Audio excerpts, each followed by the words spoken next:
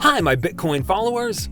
Bitcoin as a cryptocurrency and transaction of Bitcoin are primarily monetary. Therefore, it is considered as primary store of value and medium of exchange. On the other hand, Ethereum is a platform.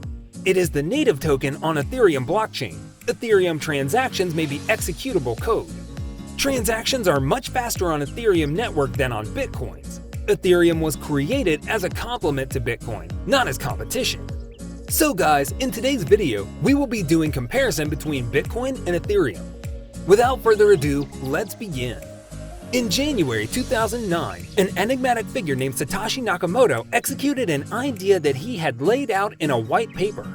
A peer-to-peer electronic cash system that could operate securely without a central authority. With Bitcoin, the idea of the cryptocurrency or money without any physical form was born.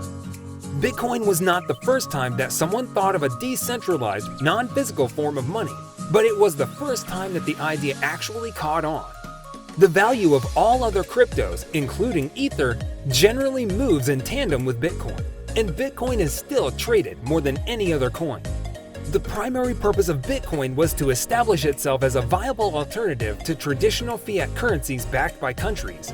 It is primarily a store of value and often used as a medium of exchange, although stellar lumens and other payment-focused cryptocurrencies are much better for this purpose. Ethereum is a global computing platform powered by its native cryptocurrency, Ether, ETH. As demand for computing power on the Ethereum blockchain increases, so will demand for ETH. Solidity is Ethereum's programming language and used to create smart contracts that can be deployed on the blockchain. Developers choose to build their apps on Ethereum's blockchain because it's highly decentralized and therefore highly resistant to censorship and other forms of centralized malice. Peer-to-peer apps on Ethereum are known as decentralized apps, DApps, and are capable of providing trustless products and services. As the native currency on the Ethereum platform, ETH is needed to run DApps on the global computer that is the Ethereum blockchain. Ethereum was launched in 2015 as an upgrade to the perceived weaknesses in Bitcoin. Its use cases provide more opportunities for developers to create new applications, so it eventually became a separate and competitive entity. Ethereum was created by Vitalik Buterin, and the foundation is currently the most actively developed blockchain in the world. Both Bitcoin and Ethereum are decentralized products and therefore not controlled by a government or other central authority. They are both built on distributed ledgers, known as blockchain, which is ideally tamper-proof. Tech experts with outrageously expensive gear can work around platform protections. Blockchains are controlled by a decentralized network of individuals who are incentivized to take proper care of the network. Bitcoin and Ethereum miners are paid to validate data stores on each blockchain. Any individual attempting shenanigans will be immediately spotted by the majority, and they won't earn money for submitting false data. Blockchains are immutable so long as the majority of the network is not malicious. Bitcoin was built to do one thing well: provide a way for people to anonymously transfer value from one to another without a central bank. Ethereum was built as a general-purpose blockchain, allowing for limitless functions through its smart contracts. As a result, Ethereum is able to do many things well instead of serving solely as a store of value. Ether can be used as a digital currency, but it's not its primary purpose. The Ethereum platform was built primarily to monetize operations of Ethereum smart contracts and DApps. The market cap of Bitcoin in July 2021 is around $600 billion. The Ether market cap is about one-third of that size, coming in at around $250 billion. Ethereum is such a flexible platform that some people are actually starting to hold their Bitcoins on the Ethereum chain instead of on the Bitcoin chain. This is known as a wrapped Bitcoin. Ether cannot be held on the Bitcoin's blockchain.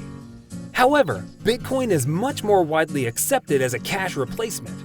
There is even a Bitcoin search engine where you can find products to buy in Bitcoin.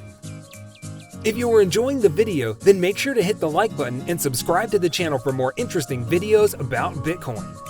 Instead of miners with the most computing power having the greatest advantage in successfully creating new tokens, those with the largest ownership stakes are now granted that right. Ethereum has been updated to mint new ETH through a process called Proof of Stake, POS. says Daniel Polotsky, CEO and founder of CoinFlip, a leading Bitcoin ATM operator. With POS, users are required to put up collateral, or a stake in the form of ETH to become a validator on the network. So the more ETH that is staked, the higher the value because there are fewer ETH in circulation, Polotsky explains. In addition, proof of stake removes the costs associated with mining such as electricity and hardware costs, meaning that fewer ETH will be sold by miners. Instead, the ETH will be staked, driving up the value even further, Polotsky says. Researching Bitcoin versus Ethereum leads to a deeper discussion of what blockchain technology can do to improve every aspect of our lives.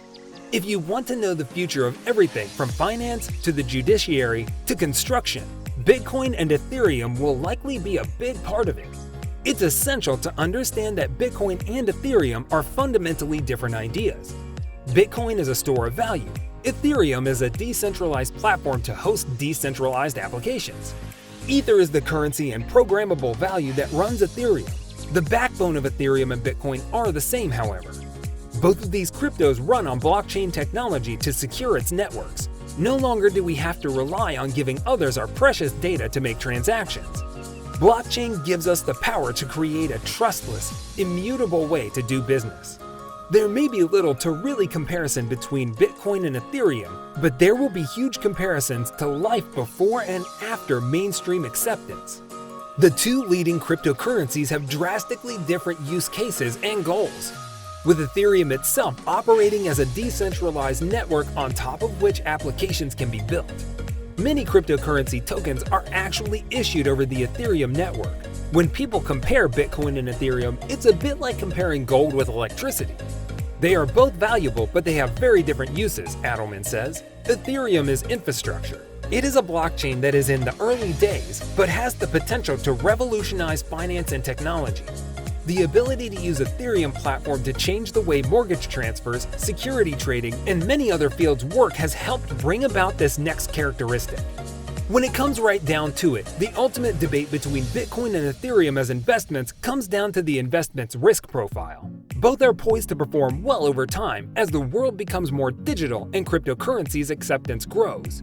Bitcoin is the more mainstream and stable of the two, although the bullish sentiment among experts in the field appears to have only grown over the last year for Ethereum. As with most investments, it's possible Ethereum's higher risk brings with it potential for higher rewards. In either case, it's not 2009 anymore. So guys, let me know down in the comment section below, which one do you prefer, Bitcoin or Ethereum? For more interesting content, give this video a thumbs up and don't forget to subscribe to the channel for more awesome and interesting videos related to Bitcoin. Have a nice day, and I'll see you in the next video.